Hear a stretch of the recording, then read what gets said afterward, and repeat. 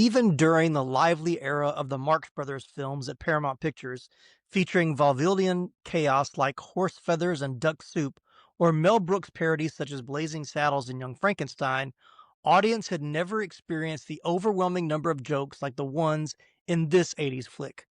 These gags are so nonstop that the weaker ones don't even have time to linger.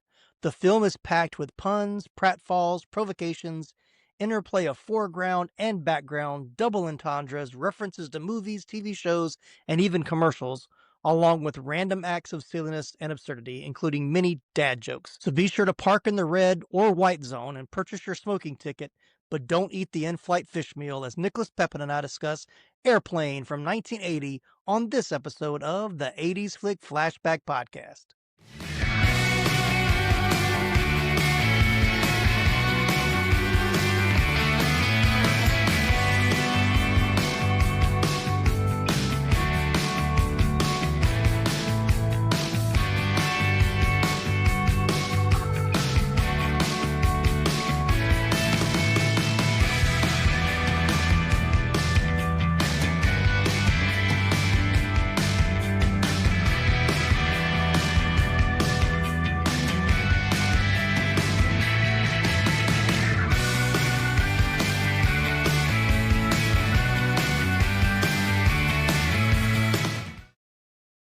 Well, welcome in, everybody. I'm Tim Williams. I am the host of the 80s Flick Flashback Podcast. Looks like I picked the wrong week to stop podcasting. Today, we're trying to land this plane safely while discussing the 1980s masterpiece Airplane. To help me keep us from crashing, I brought an expert. He's inflated the autopilot, he knows what the red zone is for, and he definitely had the lasagna. Making his return to the show, first time in 2026, it's Nicholas Pepin from Pop Culture Roulette. How you doing, Nicholas? Oh man, I did look at the fish for a brief second, but You thought about it. I thought about it. But Yeah, I don't think I'd ever eat fish on a plane anyway. Like, that would never be my first choice. I mean, obviously, being that I was born in '78, so I've been around for a while. I don't Yeah. remember the last time, except for when I flew to Germany. Yeah. So There has to be a long flight nowadays. Yeah. I don't even remember the last time I was offered anything other than a sealed bag of like trail mix or Yeah. a Yeah. biscotti. Yeah. There you go. Yeah. The little cookie and like half a can of whatever soda. Like, they never give you the whole can. You only get the half No. can. So, Yeah. So like, yeah. the idea of meal service on a plane anymore, it just is like mind-boggling. Hmm. Yeah. I think like when I was younger and did like a longer flight from like Atlanta to Texas, or I know one time I flew from Texas. I'm sorry, I flew from Atlanta to Las Vegas and then Las Vegas to Seattle for a friend's wedding. But I don't even think we had a meal on that flight. But yeah. But yeah, the last flight I had with meal was when I went to on the Israel trip a couple of years ago. And but that's like it's gonna be like a cultural, like it was still like Middle Eastern food. It wasn't even like what we would normally get in the United States. So it was interesting to say the least. It was fine. We're off topic already. Happy New Year, everybody. It's our first episode of 2026. It's a new season. And look, 2025 was a year, good or bad, a little bit of both. And when I was planning this year, I said, you know what? I want to start the year off with some funny movies, like ones that have been on the list that I can't believe I haven't covered yet. And so we're kicking it off with Airplane. We're going to do Naked Gun in a couple weeks, and then we're going to finish off January with Police Academy. So if you enjoy 80s comedies, this is the month for you to be a big fan of the show. So we're starting with the one that kind of started them all in the sense of parody movies, even though Police Academy is not quite a parody, but we don't care. I make the rules. So we're going to talk about Airplane from 1980. So you know how we start the show. Nicholas, when did you see Airplane for the very first time? Way too young. Yeah. Yes. I saw it on HBO Mhm. or some, like one of my friends had like I saw it over at a friend's house for like a sleepover. and Okay. and I saw, it was I definitely saw the unedited version first. Um, and we'll get there later. Right, right. But yeah, no, I will say saw it at an age where most of the jokes went right over my head. Yeah. Oh, But there exactly. was Yeah. there was enough just stupid humor and Silliness. Yeah. slapstick humor and silliness that, like, I enjoyed it. So later Mhm. on in life when I saw it, I was like, well, first off, I can't believe that my friend's parents were that It's bad at their PG. It can't job. be that bad, right? Yeah, that bad at their job to let us watch this. But secondly, like, there's no way I understood a lot of these Oh, jokes. yeah. Yeah. Yeah. Yeah. Even rewatching it today, it's like I was like, "Oh, I completely forgot about that's even, you know, it was even a joke in this movie." But, like I said, stuff went over our heads for sure. Um, but yeah. Yeah, same for me. Like I saw it was definitely on HBO a lot. Airplane 1 and Airplane 2. Um, and sometimes I get the 2 of them kind of blended together because they just played them so often because they came out pretty close to each other. But it was PG, so that it was on, like, during the day and sometimes multiple times during the day.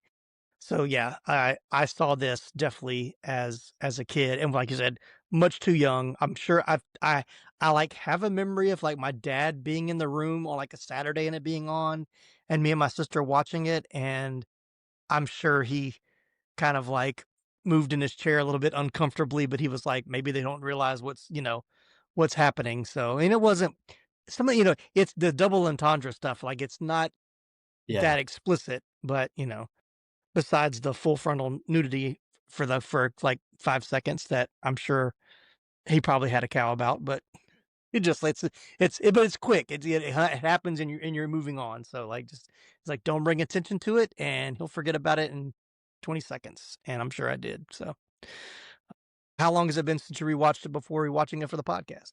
It's been too long. I watched it again over the weekend and I was like, man, I mean, I've seen it a bunch. And, like, I know I've Mhm. seen it, more than once. In fact, I'm pretty sure I bought it on DVD. I can't quite see my collection from here, but it's Mhm. one of those movies that there's no way I didn't go, you know what? I should have this. And I saw it like a $5 bin. Yeah. I've seen it more than enough to, like, there was nothing that really caught me off guard. There were a couple things that I was like, oh, I don't quite remember that. Or maybe there's just, landing just a little different in today's day and age, Mhm. Yeah. you Oh, yeah, know. yeah.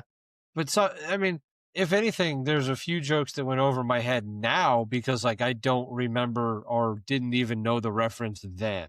Yeah, yeah, yeah. Yeah, there's definitely a couple lines, like, I'm sure it had meaning then, but, A, I was too young then to know what it meant, and now I'm too far removed from what was popular at the time to know that was what they were referencing or, a joke was referencing or whatever, so, but yeah, I remember yeah, the same, I have a digital copy, I don't have the actual Blu-ray or DVD of this one.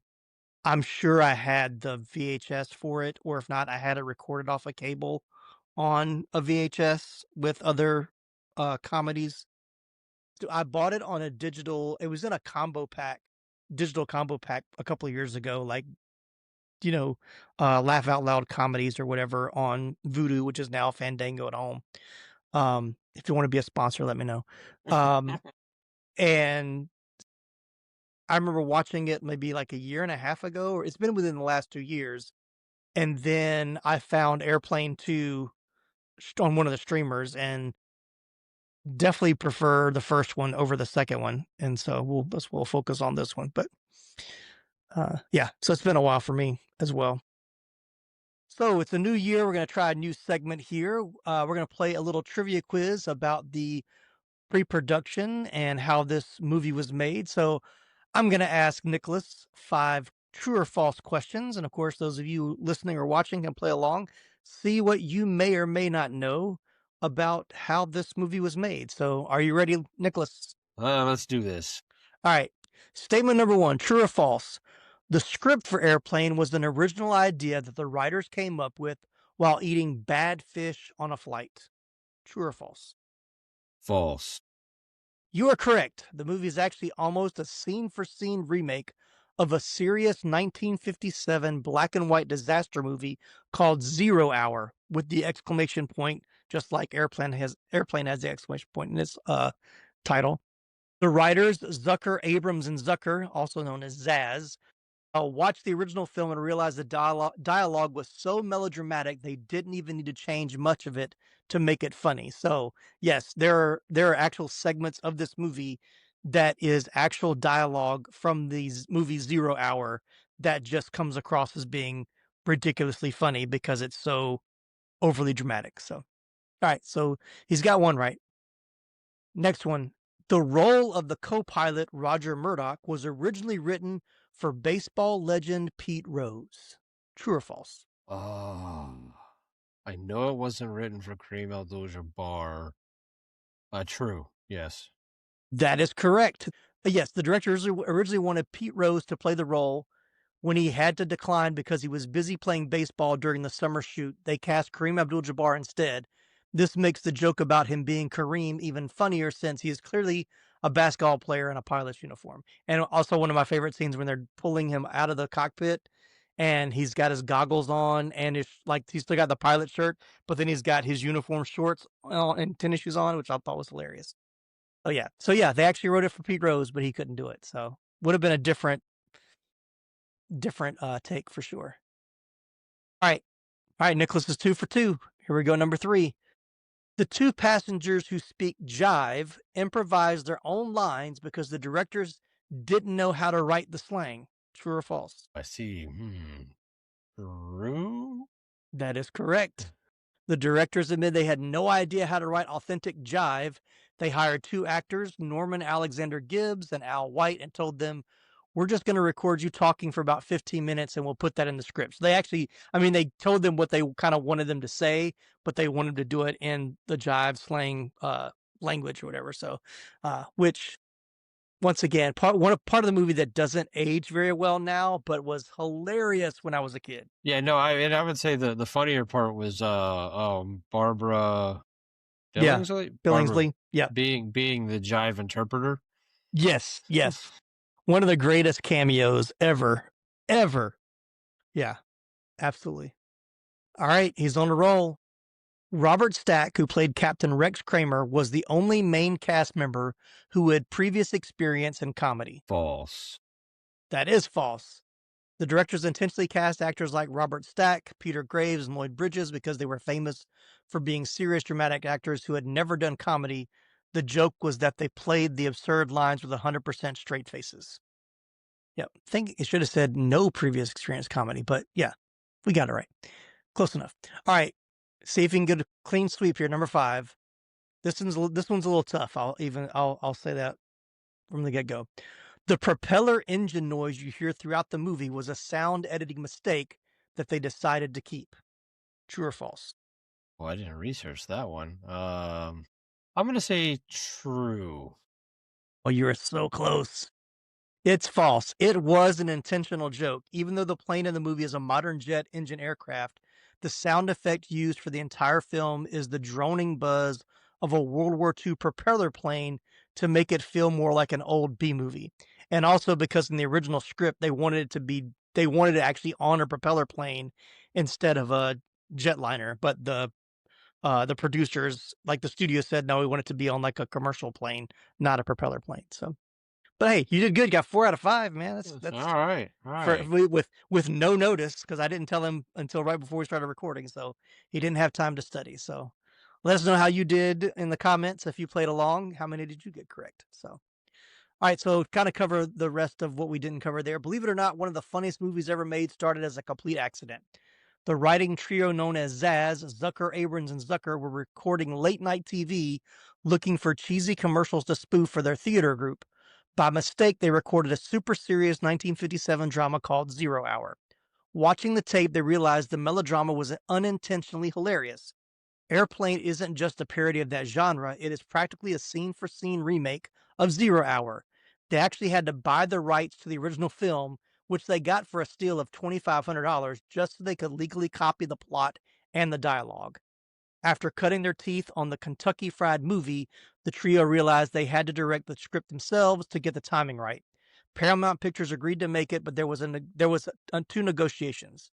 The studio demanded that the movie be shot in color because they wanted to do it in black and white and set on a modern jet instead of the propeller plane, which I already mentioned.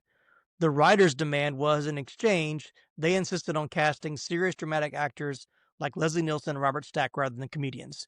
The studio got their jet, the writers got their actors. The decision to play the absurdity completely straight is exactly why the movie is a classic. And I would agree. If Yes, they yeah, had played it for comedy, it would not have worked. It's right, because they play it so serious. and that's why so many parody movies fall apart. Is that, Mhm. and I think that's why this one works. Is that they are like, obviously, like Julie Haggerty and some Mhm. of those are playing more of the jokes, but like Right. the serious the funniest lines are the ones that are being delivered Mhm. straight and Yeah. deadpan, and like, Yeah. Leslie Nielsen, who I'm sure we'll get to here in a few seconds, Mhm. Mhm. but like, I mean, just like delivering it the way he delivered it made it work. And I think you're Mhm. right. Had they, been like hamming it up and being like wink wink at the camera, like Right. Right. it would have fallen apart. It would have just been a Mhm. mess. Yeah. Yep. I agree. I definitely agree. All right, well, let's jump into casting. We've got a lot of cast to cover only because there's a ton of cameos, and really it's more cameos than actual like prominent players. But we'll kind of hit them a little quick. So first off, we got Robert Hayes as Ted Stryker. He came to prominence around 1980, co-starring in the two-season domestic sitcom Angie. Other film roles included the lead role in the comedy Take This Job and Shove It from 1981, another movie I've seen a million times on HBO, but cannot find anywhere now to relive it, so it must be that bad. He also played Bob Seaver, one of the main human characters in Homeward Bound: The Incredible Journey in 1993. On TV, he starred in the science fiction series Starman from 86 to 87 and a short-lived workplace sitcom FM in 1989 to 1990. The role of Ted Stryker was actually written for David Letterman, who had auditioned for a news anchorman role in Kentucky Fried Movie. Letterman did a screen test in '79 that the writers liked, and they wanted him to do a second audition, but Letterman did not want to pursue the role that was not selected. Other people that were considered: Chevy Chase, Barry Manilow for some reason, Bill Murray, and Fred Willard. But of course, Robert Hayes got the part. So I think he's perfect for the role. He's the striker I know. I think he plays it the way it needs to be played. Yeah, I mean, I can't. You can't argue with the product that we got. So I can't say I would have rather seen. I don't see David Letterman doing it well. No. But like, I mean, obviously, I mean, it would have been a different movie. But if we had gotten the Bill Murray or the Chevy Chase, like, I don't know. I don't know if they would have been able to play it. Yeah, I don't think they would have been able to play it as straight as Hayes does have a little bit more playfulness to his role than the serious actors. Like it's a little more it's not over the top silly. Like I said, I think if Chevy Chase, he was going to add his sarcasm and his, Yeah, dry humor. Same thing with Murray. Like it would have been too much of their persona. And even for Fred Willard, I think, he kind of has his own persona too. So, but yeah, I think Robert Hayes was a good choice for the role. All right, moving along. Julie Haggerty as Elaine Dickinson. Her other film roles included A Midsummer Night's Sex Comedy in '82, Lost in America in '85, What About Bob in 1991, She's the Man in 2006, and A Christmas Story Christmas in 2022. Lane's part was auditioned for by Sigourney Weaver and Shelley Long, but eventually went to Julie Haggerty. The directors advised the pair to play their roles straight. Hayes and Haggerty developed an on screen chemistry that worked in the film's favor. They actually spent time to practice and perfect the bar scene dance routine set to Staying Alive to build their camaraderie. So, this is the only movie that I really know. I know her in the other movies, but this is the movie that I remember. Like when I see her, like, oh, it's Julie Haggerty from Airplane. Like this is where I know her from. yes, This was where I began to know her from. So, absolutely. yep. Nothing more to add. Cool. No, Moving not on. really. I mean, she did what she could. Yeah. Yeah. All right. Then we mentioned him already. Kareem Abdul-Jabbar, of course, professional basketball player, one of the greatest to ever play. In a 2008 interview on the talk show Today, he said he told the story of being on a European flight and was asked to sit in an empty seat in the cockpit during takeoff so the crew could say they flew with Roger Murdoch, which I thought was great. Um, and it was funny because maybe because I watched Lethal Weapon not too long ago. Um, when he was like, "My name's Roger Murdoch," and I was like, "Wait, that's not no Murtaugh, Roger Murtaugh, Murtaugh and Murdoch." It was like so I close I together. had I had the exact same thought. Did you? Good. I'm not the only one. Like he's like when the kid's like, "You're Kareem Abdul-Jabbar. Look at my name tag, Roger Murdoch."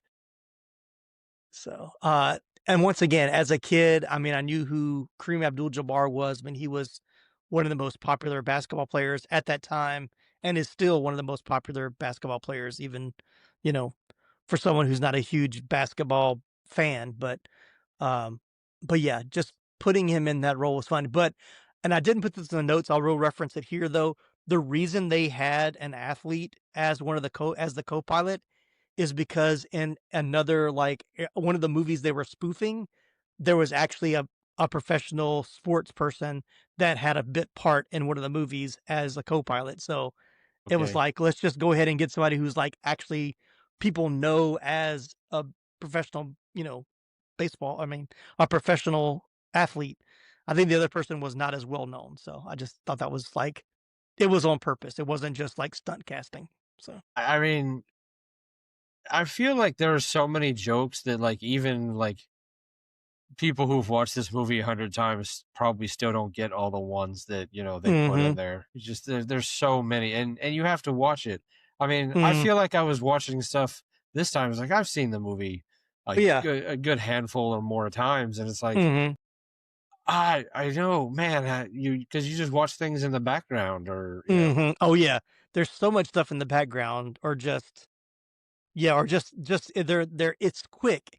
The jokes come so fast sometimes. It's like you laugh over the jokes. And so like if you see it enough times, like you catch the second and third joke that you didn't laugh over the first time. Or because you remember the first joke so much you forget the jokes that come right behind it. So yep. All right, let's go to Lloyd Bridges as Steve McCroskey.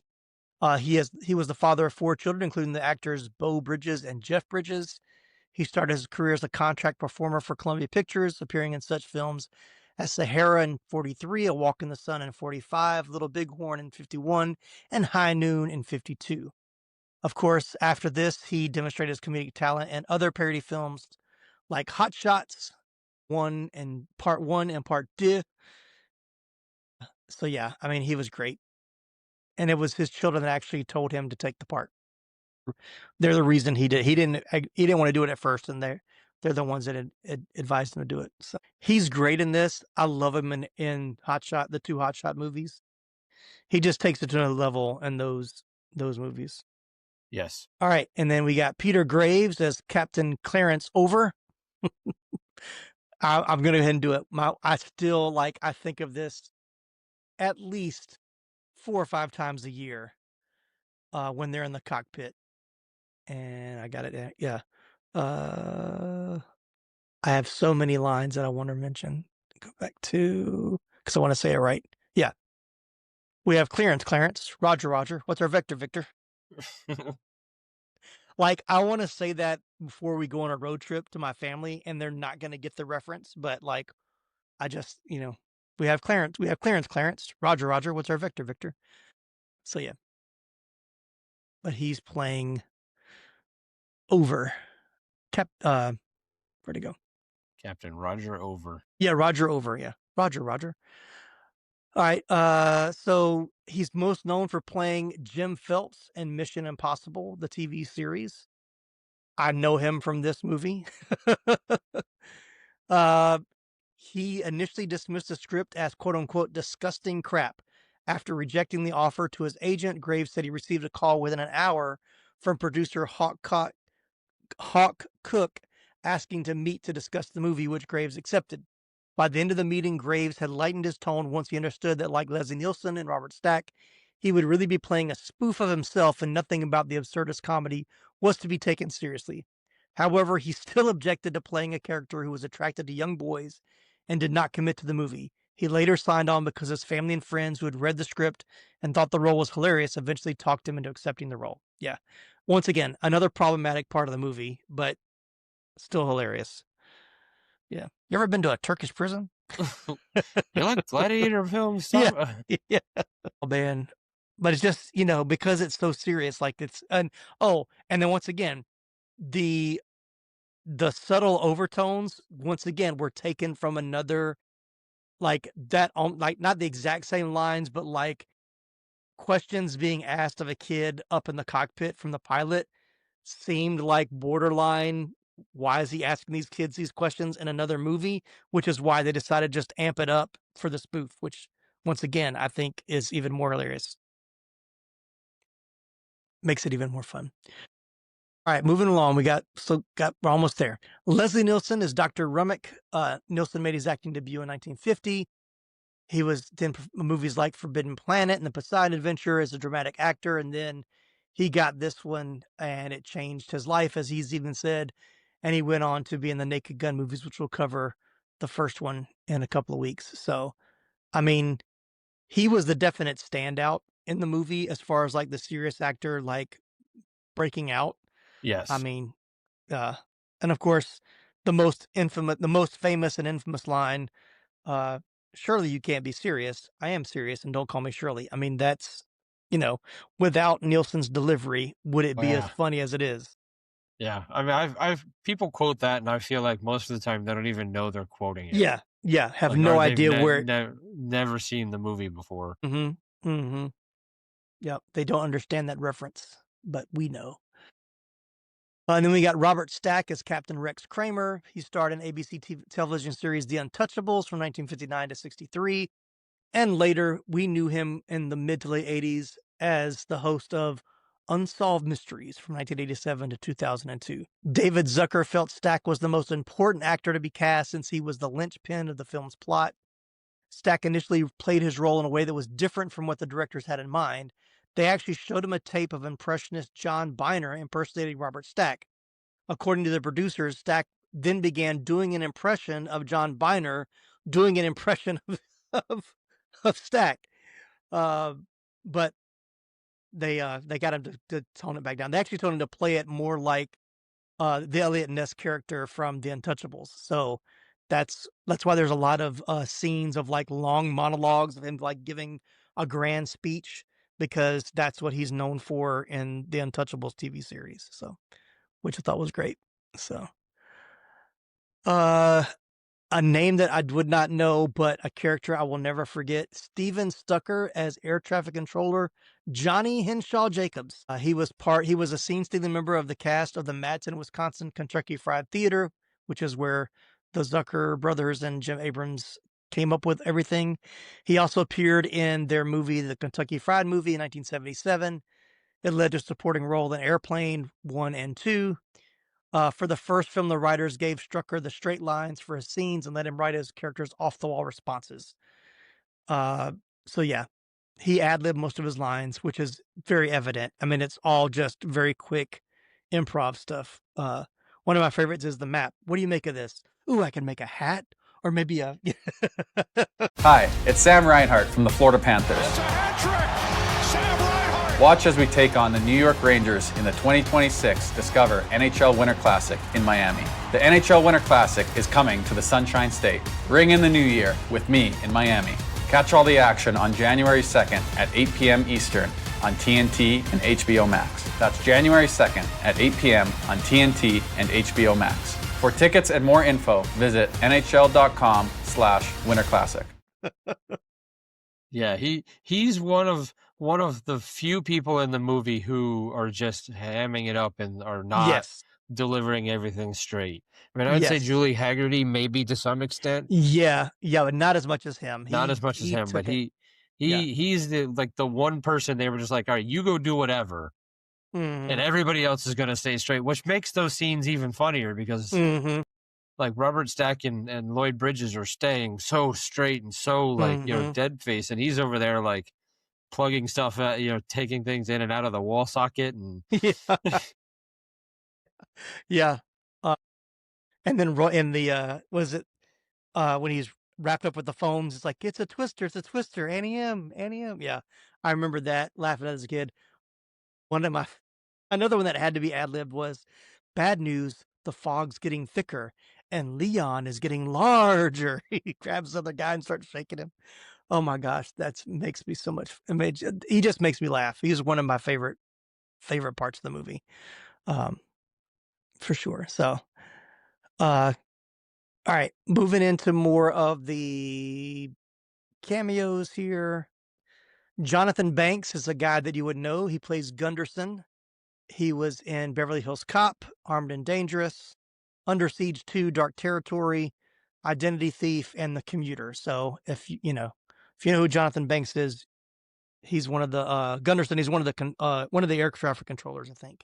But yeah, that guy. And we mentioned Barbara Billingsley as the Jive Lady. The role of the Jive Lady was originally intended for Harriet Nelson, who had played the mother in The Adventures of Ozzie and Harriet, but she turned down the role because she was concerned about the movie's adult language. She was replaced with Barbara Billingsley, who played the mother in the 1950s sitcom Leave It to Beaver. Nelson later admitted to Robert Hayes that she regretted not taking the role. Yeah, Barbara got it. She got the cameo, you didn't. So yeah, but we are talking about how great that scene was. Then another that guy, Nicholas Pryor, as Jim Hammond, the husband who gets sick at the beginning. He was in Damien the Omen 2. He played Tom Cruise's father in Risky Business 83. He was Robert Downey Jr.'s estranged father in Less Than Zero in 87. Other film credits include The Falcon and the Snowman in 85, Pacific Heights in 1990, Executive Decision 1996, and Collateral Damage in 2002. But yeah, recognized him immediately. Were those that guys for you as well? There was only one well, there were only two people on the cast list that I wanted to talk about. Okay. One, just because it was such a random thing as I was going through the cast list, Otto. Yes, Otto as himself. Introducing Otto as himself. Yeah, and he has his own IMDb entry. So they not only kept the joke from the credits going, like they kept it going under the IMDb. And then there's one that as a young boy watching this movie at a very impressionable age stuck out. Okay. Kitten Natividad. Okay. You don't see her face, but you see other parts. You see the most memorable parts of her. She made quite the career using them in a lot of Russ Meyer movies. I don't know if you're familiar with Russ Meyer, but he's kind of like Roger Corman. Like they don't make Roger Corman. Russ Meyer's a little bit more amped up, with the exploitation side of it. Gotcha. But they're making the back end of the double feature at the drive-in. Right. And she was she made quite the career for herself making those types of movies. But as a young boy seeing this movie, man, that scene awoke some things in you. Left an impression. There you go. Yeah, I didn't have her on my list, but glad you brought her up, so talk about it. I will. So I have other ones here, but so we got Lee. I only mentioned this because I didn't originally have her on the list until I found this.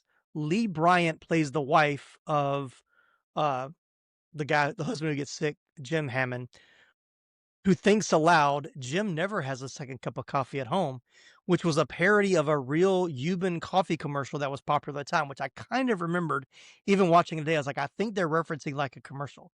In an interview with AV Club, Bryant recounted having auditioned for the role in Airplane without Zaz ever knowing that she was the same woman from the real commercial. It was never brought up by anyone. So it's hilarious that they wrote the part, like they wrote that line off of the commercial and then didn't realize when she auditioned that she's the lady from the commercial, which I thought was I mean, that's one of those parts that like today's audience, like if you're seeing this movie, Mhm. I don't remember that commercial. Like nothing Right, about that. right. I was reading about it and I was like, I don't Mhm. Yeah. that's definitely one of the jokes that, today is going over my head because I Mhm. Mm. don't remember the commercial Right, right. from what that joke came from. But it's still funny though, because Yeah, it's it's like, why such a would she be weird thinking it? yeah, it's such a weird line. Like He it's never vomits at home. Like it goes to the next one. Oh man. So yeah. The role of the Hare Krishna in the airport went to a college roommate of Hayes's, newcomer David Leisure, due to Leisure's willingness to shave his head for the part.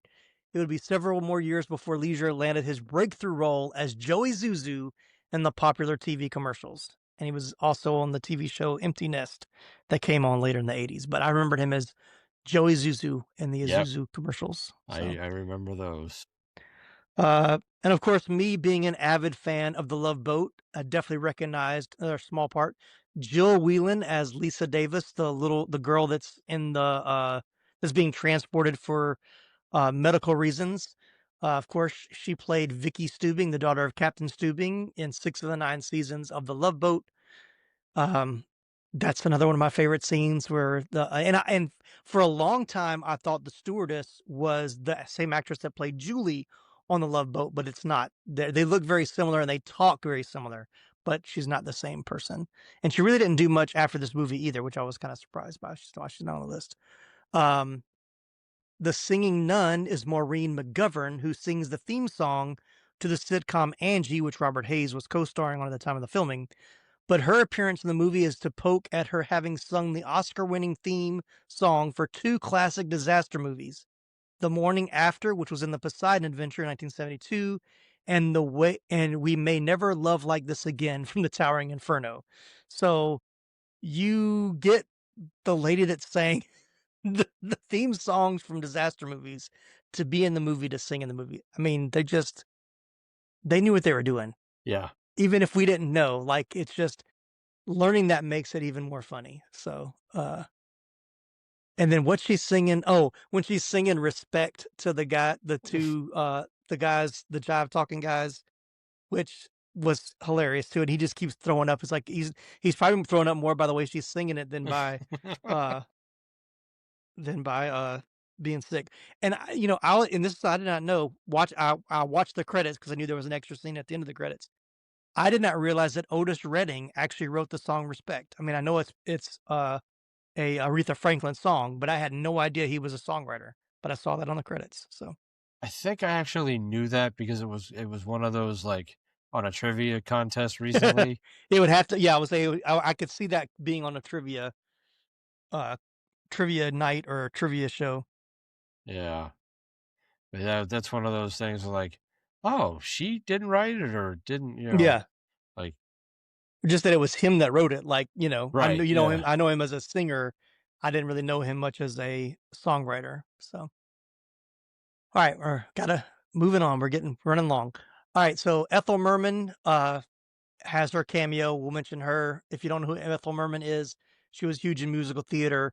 I didn't really know who she was at the time, but just as like he thinks he's Ethel Merman, and you see this lady come out of bed singing, "You'll be great," doing the song. I was like, that obviously was Ethel Merman. I was a big fan of Good Times. Of course, I noticed it was Jimmy Walker as the windshield wiper man at the beginning, cleaning the windows of the cockpit and then checking the oil when he opens up the hood of the plane like it's a car, which I thought was hilarious. Um, I know you noticed James Hong as the Japanese I general. did. Yep. Yes. We've talked about him a couple of times. Big Trouble in Little China, Blade Runner. He's been in just about every movie ever made.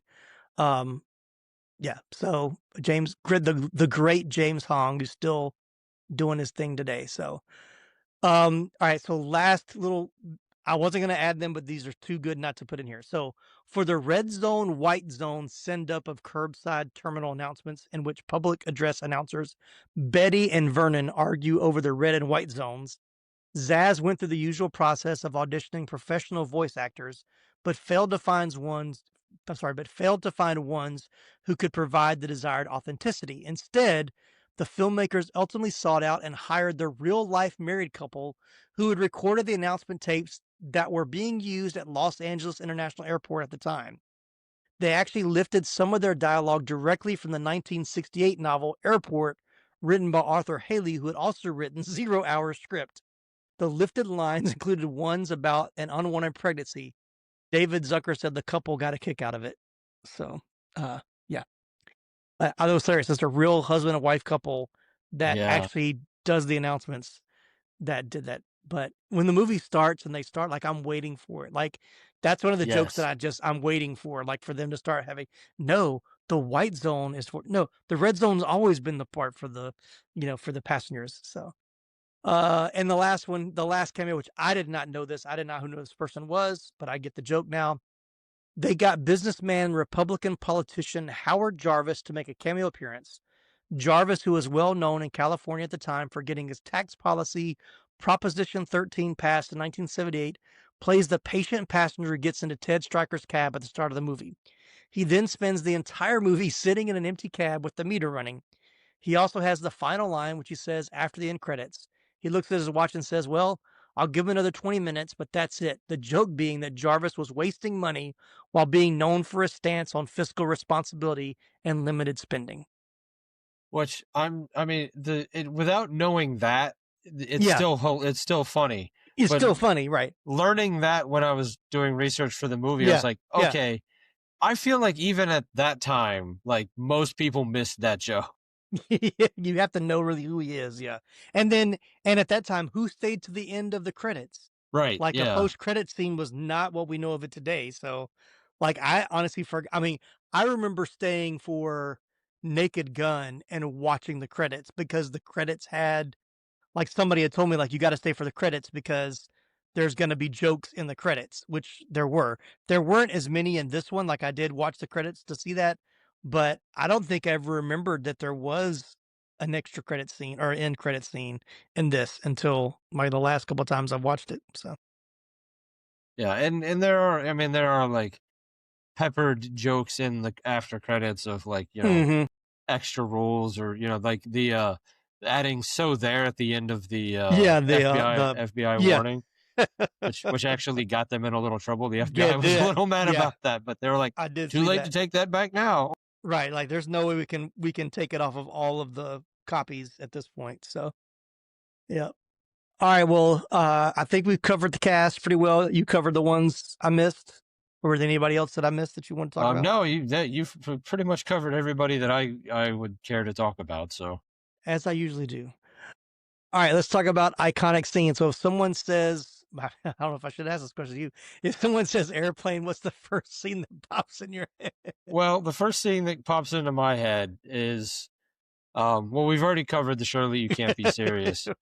Right, But right. the one that really sticks out to me, and it's not as many times as I remembered it being, Mhm. but when he's like, "I've got a bit of a drinking problem," and every time he goes to drink, he throws the water like behind Yes, him yes, or whatever. yes. Like that to me is just like that is always every time I see somebody saying, "Oh, I got a drinking Mhm. problem," I'm just waiting for them to like Yeah, exactly. Yep. throw try to Mhm.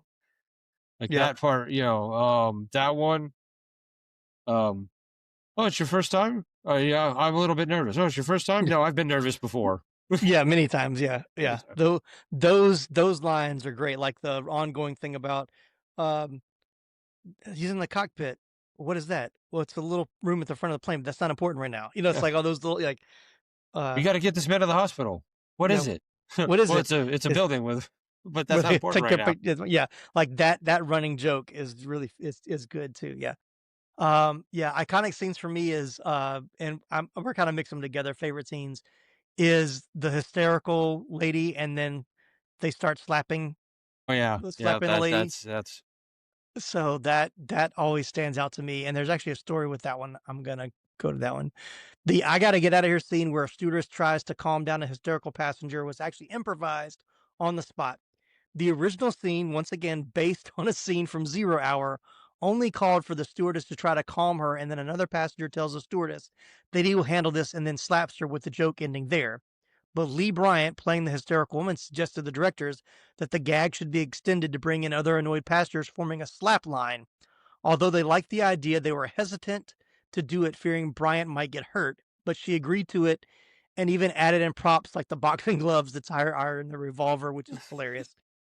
After briefly rehearsing it, they kept it in the movie after one take. According to Bryant, Leslie Nielsen's second slap was not rehearsed or expected, and he really hit her, though not intentionally, which I had seen that on some kind of clip, like some behind the scenes thing, like over like in the last couple of years where they talked about, if you notice, he slaps her a second time, which I had never really picked up on. And they're like, yeah, that wasn't scripted, but yeah, that's one of my favorite scenes. And like the song with the for the girl, and she swings the guitar and knocks the IV out of her arm. I always think about that scene. I love the two little kids that are being like the adults. Yeah. Like, would you like some coffee? Cream? No, I like mine black, like my men. Oh man, this movie would totally not be made today. I mean, it's funny, but and we talk if they've talked about it, it offends everybody. Nobody, it's like it's one thing if you're just trying to offend one type of person, but they were just making fun of everybody. Like everybody gets joked on, and so it's kind of like a, it's all's fair, So Yeah. I don't think they try to make anyone superior over another. Like everybody's doing just as stupid things as everybody else. So The other one that I really like that I also refer back to a lot in my own head is, man, I picked the wrong week to stop, yeah, and yeah, then it just every time he said it, it was increasingly worse. yeah, Like, yeah. The first one is drink, quit drinking, quit smoking, sniffing glue. Which I, as a kid, I was like, really sniffing glue, and I would take the Elmer's glue and like try to. I was like, it just smells like glue. Like I didn't, but. I think my sister, who was older than me, had to explain to me, no, it's not that type of glue, and don't do it. So, and then the last one is pick the wrong way to quit amphetamines, which I always thought it was I needed to quit popping pills, which might have been the TV version. I don't know, but when he said quit amphetamines, I was like, I don't remember that being the line there, but that's what it is. Oh, my other favorite part is when the doctor is talking about the symptoms of the sickness, and it starts happening to the pilot, Peter Graves, as he's yeah. talking about it. Yeah. The virus penetrates the red blood cells. The victim becomes dizzy, begins to experience an itchy rash. Then the poison goes to work on the central nervous system, severe muscle spasms, followed by inevitable drooling. It's like, oh my gosh, that is so funny. It's just so funny. Then he's reduced to a quivering, wasted piece of jelly. So, yeah. A joke that I definitely didn't get when I was a kid was the reinflating the autopilot. Yes. I didn't get that joke until I was much older. Yeah, I got it now, but Yeah.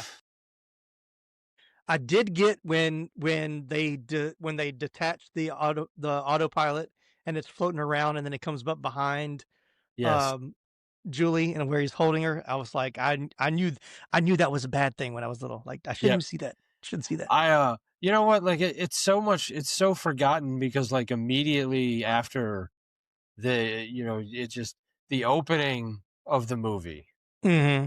when it's the Jaws. Yes, the Jaws theme. And use just the little tail, fin of the airplane, through the clouds. Like it's just yeah.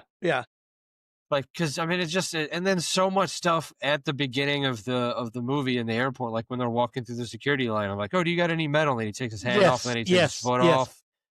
And the X-ray machine has an actual X-ray, like somebody's lungs, a lung X-ray. Like so much stuff. Yeah, just you miss because like it's just, like you said, like it's one joke after another, and sometimes there's 2 or 3 jokes in one scene. So like if you're looking over at here, you're missing what's going on back there. Yeah. I will say like this movie and like the movie, this one started it, but even the ones that come out, we'll talk about it in a couple weeks. We get to Naked Gun, which I think did it more, but the behind, like what's happening in the background, like it forced me when I'm watching movies. Like if somebody's having a conversation, I get bored, I just start watching what's happening in the background.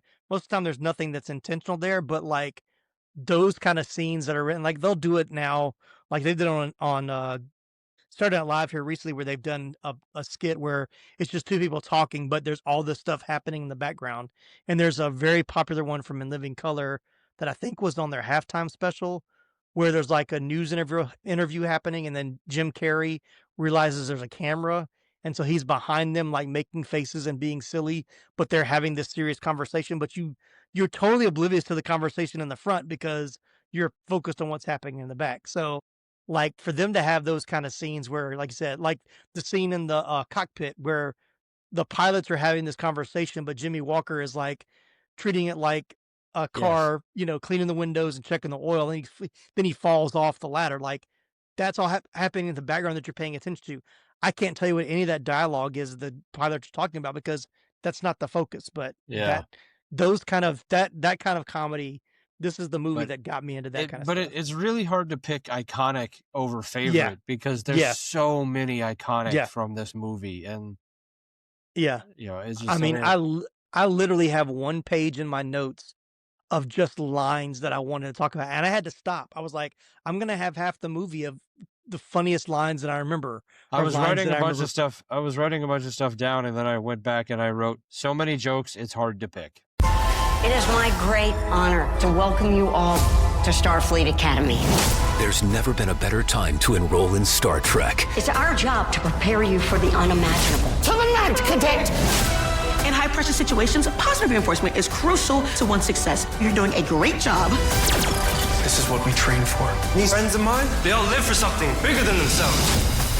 And that's Starfleet. Starfleet Academy. New series streaming January 15th on Paramount Plus.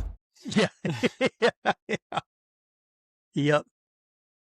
But I will mention this will be the last one, and then we'll get into some trivia scenes. But I'm sorry, this was a deleted scene because I read it. I was like, I don't remember that in the movie. Maybe I just missed it, but it's hilarious.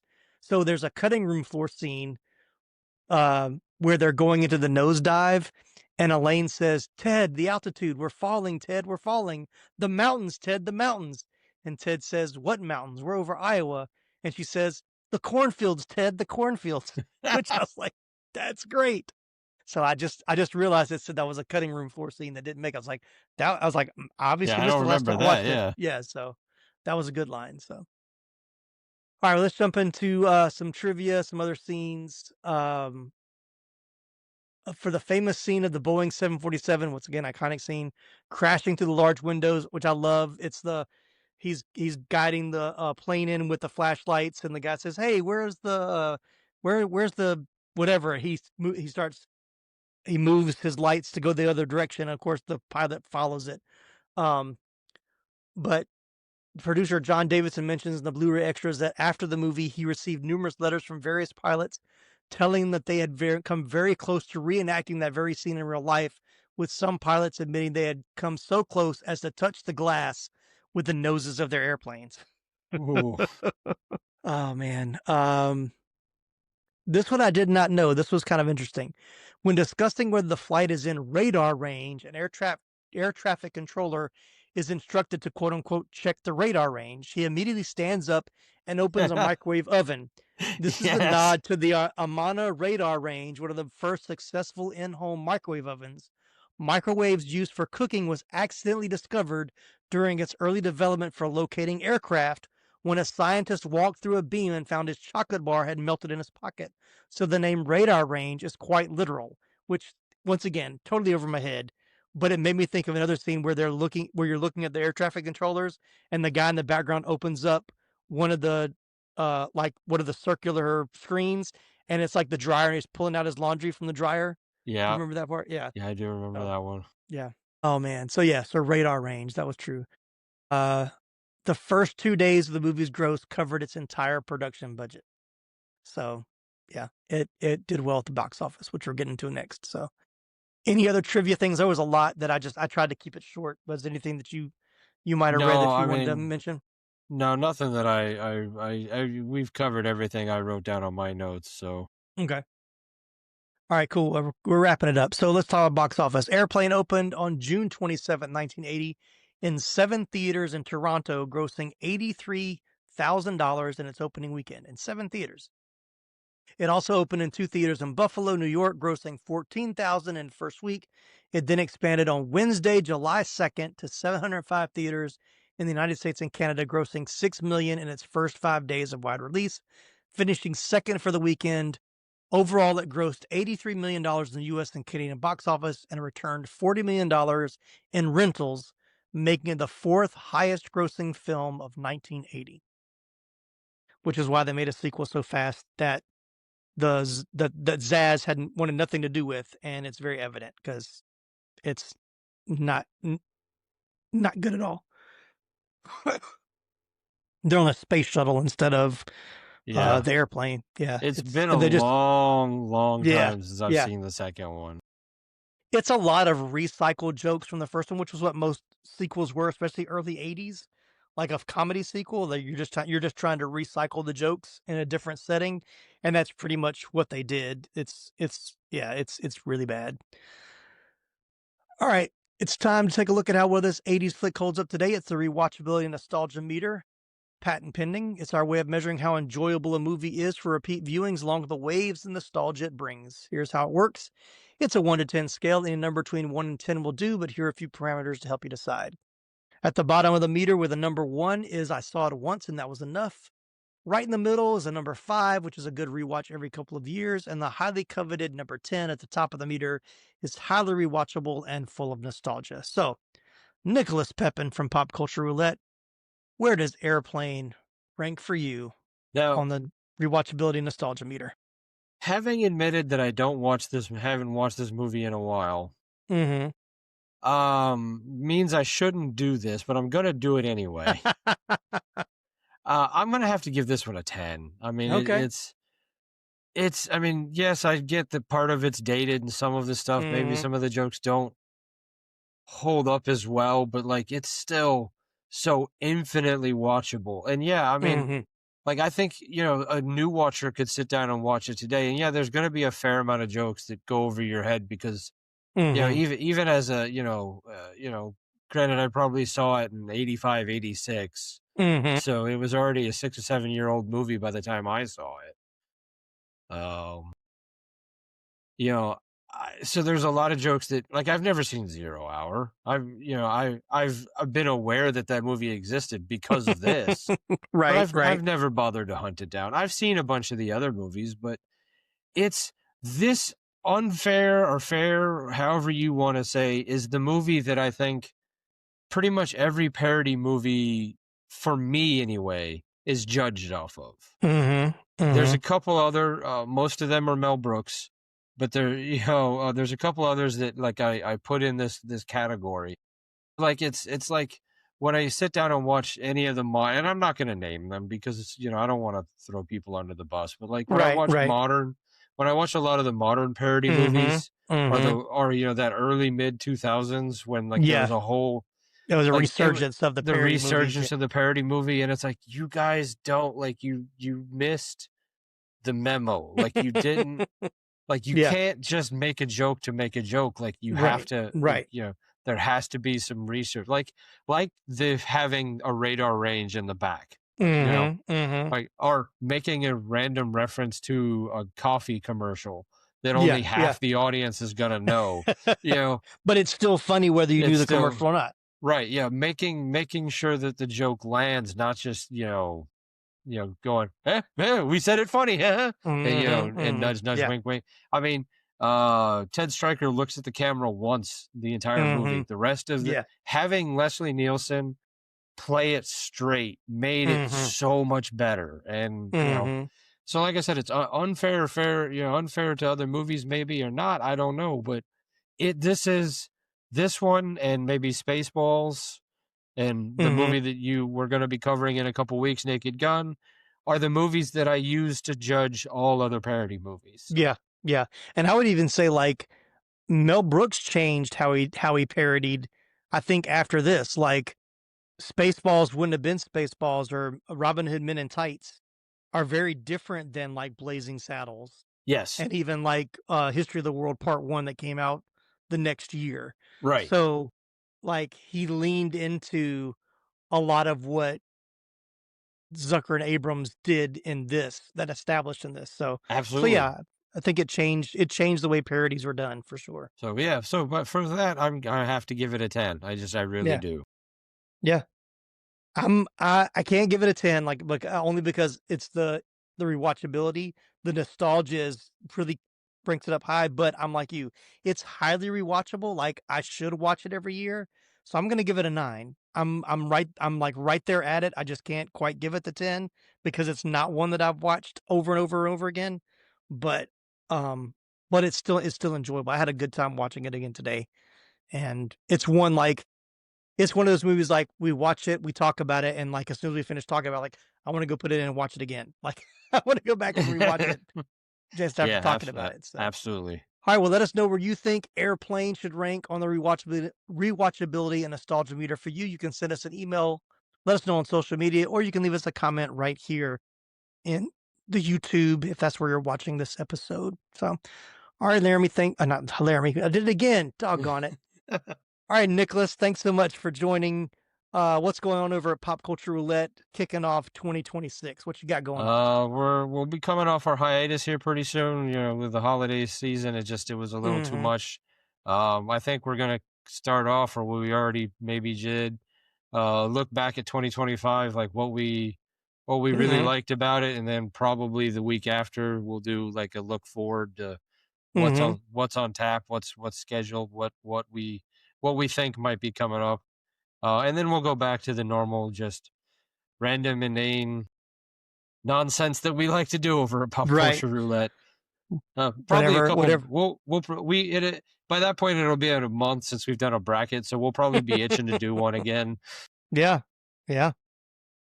Always look forward to those episodes. But hey, you've had some good ones even over Christmas. You had like the different Santas Yeah.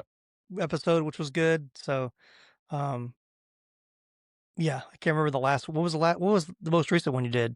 It's like I'm totally blanking on me. The Christmas songs that we just couldn't stand anymore. Yes, that was a good one. Yeah, when I saw that, I was like, ooh, I've got to listen to this one because I'm definitely in there with you. Like, why has this song been recorded so many times? Just stop it. All right, well, thanks everybody for listening. Thank you so much for joining us. Please come back in 2 weeks. We talk about Naked Gun. If you enjoyed this episode, please leave us a 5-star review on Apple Podcasts. Be sure to follow or subscribe so you never miss an episode. We'd love for you to support the show as well by becoming a partner at buymeacoffee.com. Jump online and visit the website 80sflickflashback.com and our TeePublic store for some awesome 80s Flick Flashback merch and original designs. Thanks again for tuning in. I'm Tim Williams for the 80s Flick Flashback podcast. Oh, it's a big, pretty white plane with red stripes, curtains in the windows, and wheels, and it looks like a big Tylenol.